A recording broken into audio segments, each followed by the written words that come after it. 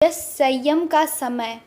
अगर हमें बच्चों को सख्त करना है जिसमें वो अपना निर्णय स्वयं ले सके और सही निर्णय ले सके, तो हमें अपना आभामंडल श्वेत करना होगा। श्वेत आभामंडल यानी नकारात्मक बातों, भावनाओं से दूरी। हमारे अंदर कौन सी ऐसी चीज़ें हैं जो हमारे आभामंडल की श्वेत रंग को दूषित करती है, यह बदलती है? झूठ बोलना, गुस्सा, चिड़चिड़ापन, परिनिंदा, बेकार विचार, नफरत, जलन, अधीरता, तुलना, आलोचना, लाचार, डर आदि ऐसी चीज़ें हैं जो हमारे आभामंडल के रंग को दागदार करती है। अब आप ही तय कीजिए कि हमें रोज़ थोड़ा सा समय निकालना चाहिए कि दाग निकालने के लिए। आज के समय में हम जितनी समस्याओं का सामना कर रहे हैं उसकी यही कारण है कि मेरे पास यह दाग साफ करने का समय नहीं, क्योंकि मैं धन कमा रहा हूँ, परिवार को संभाल रहा हूँ। सबके पहले आप यह तय कर लें कि मुझे रोज़ 1 घंटा अपने ऊर्जा क्षेत्र की सफाई करने की। किसी भी संस्कार कुछ दिनों में ही नहीं बदल सकते, इसके लिए हर रोज़ अपने ऊपर मेहनत करनी चाहिए। सबसे ज़रूरी संस्कार है आत्मा अनुशासन। जीवन में संयम और नियम बहुत ही महत्वपूर्ण है।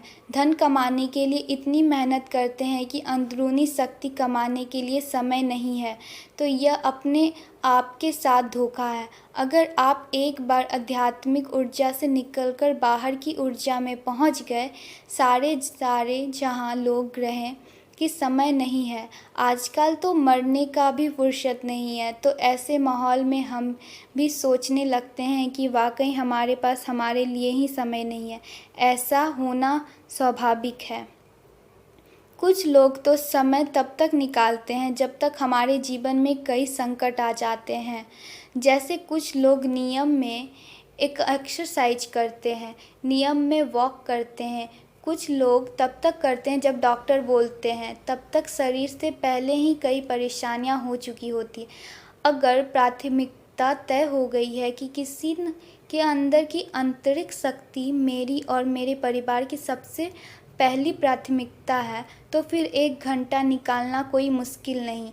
यह समय हम निकाल रहे हैं अपने आभामंडल को श्वेत करने के लिए। जिनका आभामंडल श्वेत हो जाता है उनको इससे जुड़े काम करने ही ज़्यादा आनंद आएगा। आप देख पाएंगे कि आप अंधकार में आभामंडल के साथ कोई काम करें और फिर श्वेत आभामंडल के साथ सारा दिन वही काम करेंगे, तो आपको अंतर साफ दिखेगा।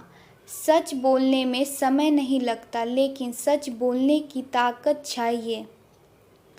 सच बोलने में समय तो लगेगा, झूठ बोलने में कहानी इधर से इधर बनानी पड़ती है, उधर उधर बनानी पड़ती है, फिर उसके बाद डर भी लगता है, फिर सारा ध्यान रखने के बाद भी कहीं ना कहीं कुछ गलत लत हो जाती है, फिर उसे ठीक करने में और समय लगता है। लेकिन सारा समय बच सकता है, लेकिन सच बोलने के लिए आप सच बोलने के बाद और सही कर्म करने के बाद अपने परिणामों का सामना करने की ताकत चाहिए। उन चीज़ों के लिए समय नहीं चाहिए, उन चीज़ों के लिए ताकत चाहिए।